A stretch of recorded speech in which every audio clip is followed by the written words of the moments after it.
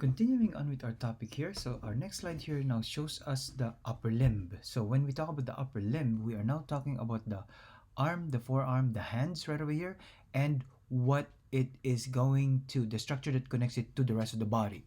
And this is now our pectoral girdle, or known as your shoulder girdle as well. So that's another name for it. So pectoral girdle or shoulder girdle. So this is what we have right over here. So now, looking at this structure here, this is what is connecting, okay, our upper limb to the torso right over here. So, and what is this made out of? So what is the bone that makes up the pectoral girdle? It consists of the scapula, which is this big one right over here, or others on the shoulder blade, and also your clavicle, this one right over here. So remember the clavicle? So medially, this right over here, this is connected to the manubrium of the sternum. So try to recall when we're talking about that from the previous slides. Or this is otherwise known as our collarbone. So layman's term, our collarbone. So looking at this now specifically, what we have here, so the clavicle joins with the sternum. Okay, so the clavicle joins with the sternum, which is right over here. So this is where the sternum is, and the acromion process of the scapula. There is the acromion process. So this is your scapula right over here, and specifically this is the acromion process right here. This is your clavicle joining to the sternum medially, and then laterally joining to the acromion process of the scapula. Muscles of the arm and chest will attach to the coracoid process of the scapula. So this one right over here, so coracoid process right here, this is where the muscles will attach to. Okay, muscles from the arm. So this is your arm right over here. We have muscles over here that is now going to attach to this part of the scapula, the coracoid process. At the same time, also muscles coming from the chest. So this is where the chest is located. Right over here, we have muscles that is now going to be attaching to this part of the scapula right over here. So what are the other structures that are found here? So the glenoid cavity of the scapula will articulate with the head of the humerus, the upper arm bone. Okay, so this is the humerus right here. This is your upper arm bone, and this is the head right over here. So this is the head of the humerus, and this part right over here, this is known as the glenoid cavity. So glenoid cavity right over here articulates with the head. So this is the head of the humerus right over here. This is now where it attaches to, and this is together. This is known as a joint called your gleno. Okay, so glenohumeral. Okay, humeral joint. Okay, so that's what we have right over here. So that is the name of this joint right over here. So glenohumeral joint. So that is once again our glenoid cavity, okay, articulating with the head of the humerus. So what's the other structures here? So this joint right here, okay, the glenohumeral joint is very mobile, but unfortunately it is unstable and it can dislocate easily. So our arm right over here, this joint right over here, basically sacrifices stability for movement. So this one sacrifice, so I'll put it over here, it sacrifices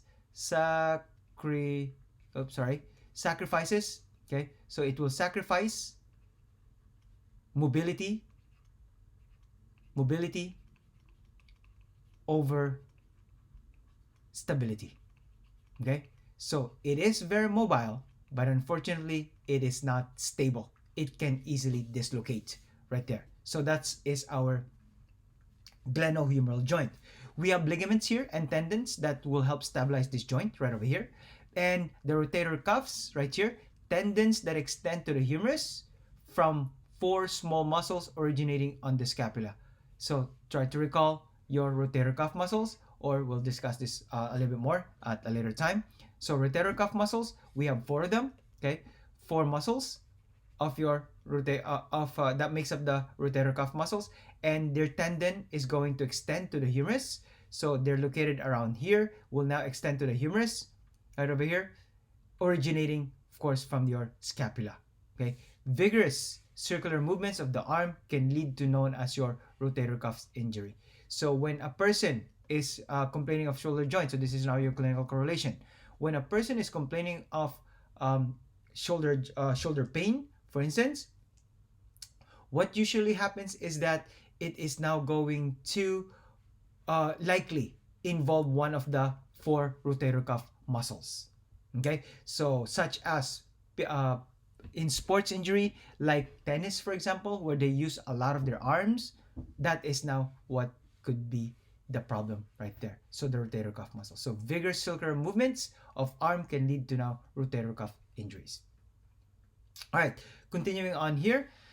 So with the next slide, so we talk about this different parts already of the pectoral girdle. So as we move further down, now we're going to be talking about the humerus. So here is now the upper limb. So specifically, when we talk about the upper limb, we are now going to be talking about the arm, the forearm, the wrist, and the hand right over here. So the upper limb, humerus in arm, radius and ulna in the forearm. So humerus in the arm, radius and ulna in your forearm right over here. Humerus is a single long bone in the arm with a smooth rounded head. Remember the head that articulates with the glenoid cavity right over there, okay? Fits into the glenoid cavity of the scapula. The shaft, so this is now the shaft of the humerus right over here, okay? Shaft of the humerus has a tuberosity.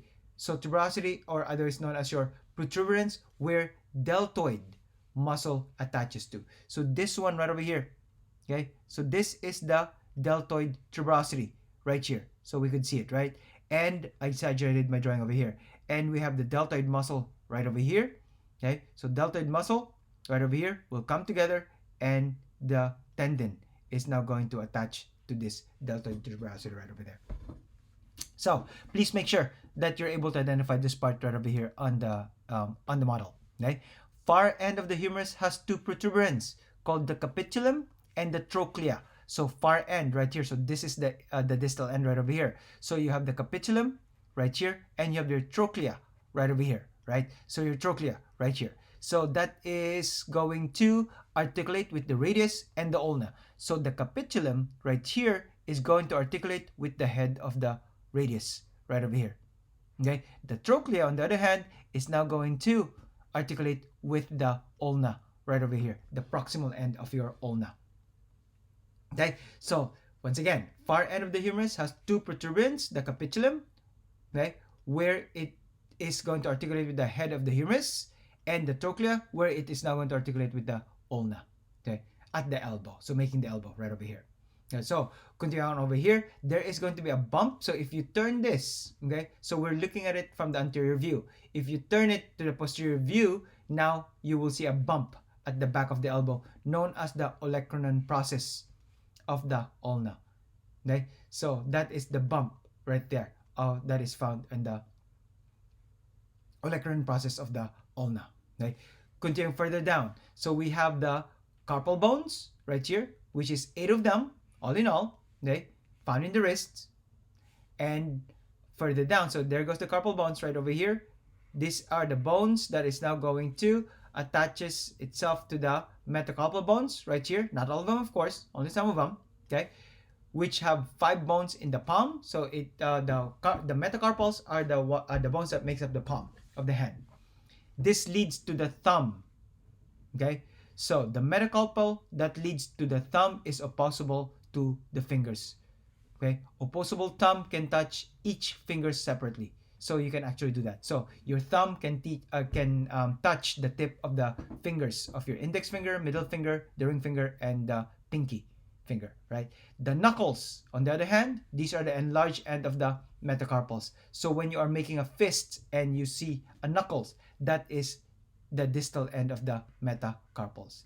And then finally, the last part over here are the phalanges. These are now the bones, the fingers, and the thumb. So that is the different parts right over here. So specifically now, let's go back here. So as I mentioned already, we have 8 bones of the carpal bones. So please make sure to find out what these 8 bones are. So I will name two bones that is related clinically, most related clinically speaking, and these 2 bones right here, the 2 carpal bones, that would be the scaphoid, okay? So you have a scaphoid and also what we call a lunate. So these are the 2 bones that are more clinically related or more clinically talked about. Why is that so? Because the scaphoid, this is the most commonly fractured carpal bone, okay? So let's say you fall and you brace yourself, right? Using your hand, and then later on you start feeling the pain. That's because the scaphoid could have been fractured. This lunate right here, this is the most commonly dislocated of the carpal bones. So dislocated. And sometimes, if you have might have seen this in the elderly, they have a bump on their hand. If you're looking at it from their hand, and there's like a little bump. So let's say you are looking at the hand right over here on its side view. Okay, so this would be the fingers right over here, and then sometimes you would see like a bump right there. Okay, so this bump right over here, it's likely that it is a dislocated carpal bone, and that would be the lunate. And you can actually massage this, and it can pop back inside. Okay, so that's what we have over here.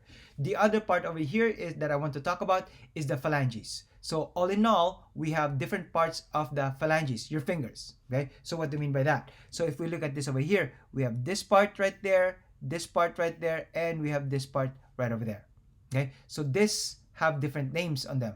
So the four fingers, your pinky, ring finger, middle finger, and the index, they have three separate bones that makes up each of these phalanx right over here. And specifically, what are they called? So this one right over here, this would be the proximal. So I just put here P. Okay, proximal phalanx. This one right over here would be the middle phalanx, and then this one right over here would be the distal phalanx. So try to recall your lateralities.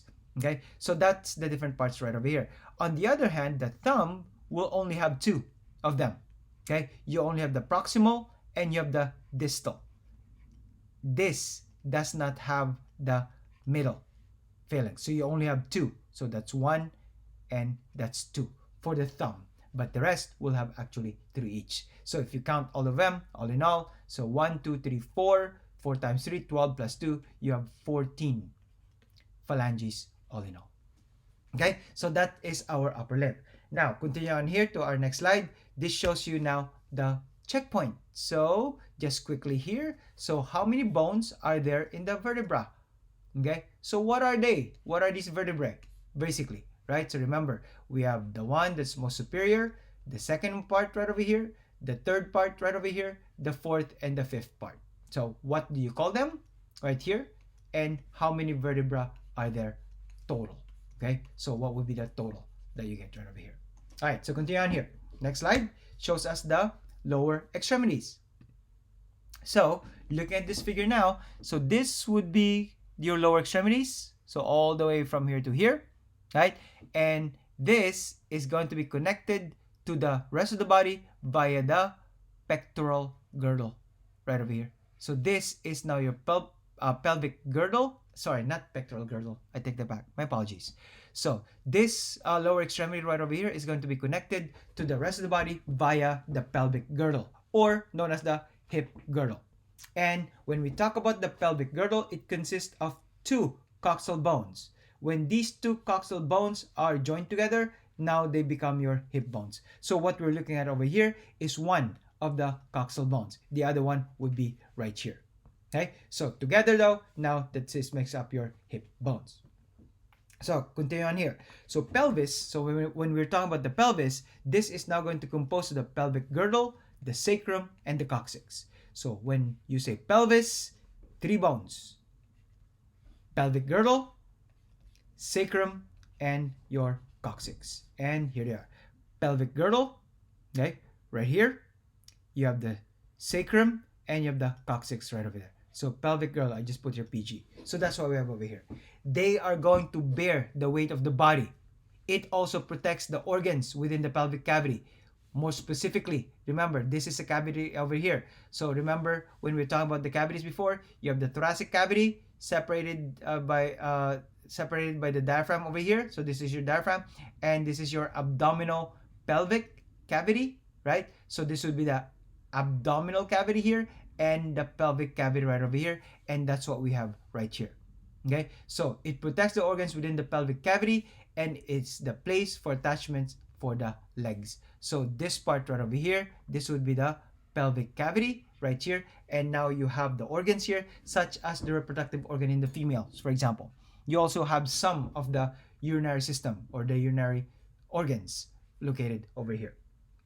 So continue on here. The coxal bone, so we're just talking about this one single bone right over here now. Okay, so the coxal bone right over here, they contain three parts. Okay, so it contains three parts. You have the ilium, the ischium, and the pubis. So the ilium, this would be the largest of them all, right over here.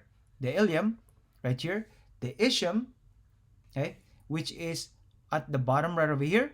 This is the bone that you sit on, basically, right? So this is the bone that you would be sitting on, right here.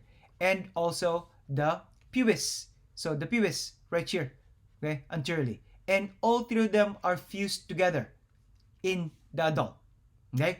Where they fuse together, it creates the hip socket. So this is the hip socket right over here. Unfortunately, we cannot see it very clearly here, but this right over here is actually a socket right there, known as the acetabulum. This is where the head of the femur is going to attach to. It's kind of like the shoulder joint. Remember the glenohumeral joint? So that's where the head of the humerus is articulating with the glenoid cavity. Now you have the head of the femur over here articulating with the acetabulum right over here. So that is the hip socket, known as your acetabulum, where all of these three bones actually meet. So the ilium, pubis, ischium meet at the acetabulum. Okay, ilium is the largest of them three. We sit on this ischium, or sometimes this is known as your excuse me. Sometimes this is known as your sits bone, okay, which has a posterior spine right over here, okay, a posterior spine called the ischial spine. So the ischial spine, sorry guys, it's not shown over here. I take that back. Okay, so this part right over here is where what we're sitting on when we sit. Okay, and this ischial spine over here is going to be used for muscle attachment. We have two pubic bones that are joined by fibrocartilaginous joint. Okay, so remember, this is another type of cartilage right over there. So fibrocartilaginous joint called the pubis symphysis. So this one is your pubis right over here, or a pubic bone, and this is a cartilage right over here. And then of course we have another one right over here. Okay, so that is your two bones right there. Okay, two pubic bones joined by the fibrocartilaginous joint right there. All right, male pelvis is going to be different from a female pelvis. Okay, the reason for that is because a female must accommodate it for a birthing process. So in the female, for example, the iliac bones are more flared and the pelvic cavity is more shallow, right? But the outlet is wider. Okay, so these are going to be adaptations that facilitate birthing. So if we're looking at a pelvis, for example, this shape right over here, okay, so we have, this is the pelvic inlet right here. If this is going to belong to a female right here, this is known as your gynecoid shape. Okay, gynecoid, gynecology, so gynecoid shape right here. Okay, if it belongs to a female. If this belongs to a male right over here, right, this is known as your android shape. Okay, the android shape. And this shapes right here, the gynecoid shape is going to be wider compared to the android shape, again to accommodate birthing process. Another one that I want to mention here is your pubic arch right over here. So there is an arch right over here. So pubic arch. This pubic arch right over here is also different in the male and the female. Okay? If this belongs again to a female, this actually have an angle, and this would be an obtuse angle. Do you still remember what obtuse angle is? Right? So obtuse angle. Sorry, this should be the female. So obtuse angle in the female, right over here. Now, if it's a male, right here, this is going to be an acute angle. Okay? So female, obtuse angle, male, acute angle. So it just means that this is greater than 90 degrees. Okay? Angle. This one is less than 90 degrees angle. Okay? So that is the two differences that we can see in the male and the female. And of course, there are other ones over here. But again, I just want to mention that these are what you will need to understand. The other one here that I want to mention is this hole. right here. This is the largest foramen in the human body. There's actually a nerve that passes through here. Okay, so this is the nerve that will supply uh, the lower leg right here. And for you, for your homework is to find out what do we call this nerve. Sorry, what do we call this foramen right over here? So it is blank foramen. Okay, so figure out what this foramen is. You need to know that, right? So that is now the different structures, different parts that we see right there. All right, so continue on here. So our next slide, this is now the lower limb. Sorry for the sorry, got cut off over here, guys. So this one right here is the lower limb. Okay, again, my apologies for being cut off. So the lower limb over here now consists of the femur, known as your thigh, right over here. Okay, so femur, known as your thigh, tibia and the fibula, which is the lower leg. Okay, tibia and the fibula, which is in your lower leg. Femur, this is the longest and the strongest bone in the human body, right over here, the longest. Please take note, the spine is not the longest. It may look longer than this, but the spine consists of multiple bones. This one is just a single bone. The head, as we mentioned already before, it articulates with the coxal bones at the acetabulum. Please make sure that you know where that is on the model. Femur has two large processes, greater and lesser trochanters. So this part right over here, okay, greater, lesser trochanters. And why are they important? Because these are the attachment for the thigh muscles, the buttocks, and your hip flexors as well. Okay, the distal end right over here. So the distal end of the femur, okay, has a medial and lateral condyles that articulate with the tibia. So the lateral condyles, the outside part, the medial condyles right over here, articulating with the tibia right over here. Okay, and anteriorly you have the kneecap right here, which is held in place by the quadriceps tendon. Okay, medial malleolus at the distal end of the tibia right here. So this is your tibia right over here. Is your medial malleolus, and then the lateral malleolus is from the fibula right over here. Okay, so fibula is more slender bone in the leg. Head articulates with the tibia. So there's the head right over there articulating with the tibia right over here. And distal malleolus right here, that forms the outer bulge of your ankle. Okay, so this part right there, the lateral malleolus, this is the distal part of your fibula right there. And now we go to the tarsal bones. So this would be a synonymous with the carpals in the hand. So the tarsal bones, you have 7 bones all in all in the ankle. You have the talus, which joins the tibia and the fibula right over here. Okay, calcaneus, this is your heel bone right here. And then finally, the talus and calcaneus support the body weight. So that's what we have right there. Okay, so the continue on down here. So beyond the talus, now you have the metatarsals. So this would be the metatarsal bones, similar to the one in your hand. And you also have the phalanges, which is again similar to your hands. So the phalanges, this would be the bones of the toes. Metatarsal bones, this would be the 5 bones of your instep. Okay, so let's take a closer look at all these bones over here. So all in all, what we have here is that the body weight is going to be transmitted from the vertebra right over here. So the lumbar vertebra, which basically carries the bulk of the weight of the torso, transmitted towards the pelvic bones right over here, and then towards the femur right over here. Okay, so this is now the weight. So these are your weight bearing right over here. And then this weight from the femur is now going to be transmitted to the tibia right over here.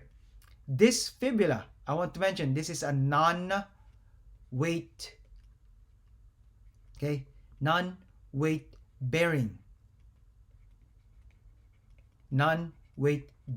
bone, meaning it does not carry any of our upper body weight.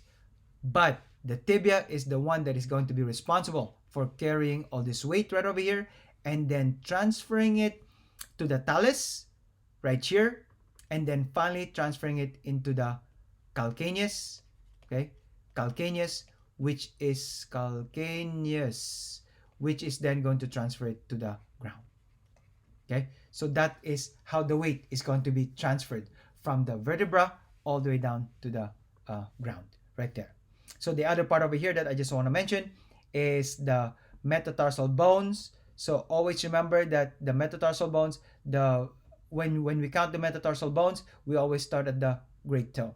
So this would be number 1, 2, 3, 4, 5. Similarly, with when we're talking about it in the hands, then the first metacarpal bones would be from the thumb, and then the fifth one would be from the pinky. Okay, so that's what we have right over here. And then finally, the last one that I want to mention here, which is not shown, is you actually have the arches right over here. Okay, so the arches also helps. We actually have three of them. Please take note of these three different arches here. That also helps us in balance. Okay, so that is our lower limbs. Continue on to the next slide here. Shows us another checkpoint. So this checkpoint over here now asks us what are the bone that is part of the axial skeleton. So what are they? What makes up the axial skeleton? So try to recall when we discussed this from the previous slides. Next slide shows us the joints. So these are now the movements of these joints that we talked about right over here, or known as articulations. So when you hear and see the word articulations, it means joints. And with this, I will continue it to the next in the next series of our lecture.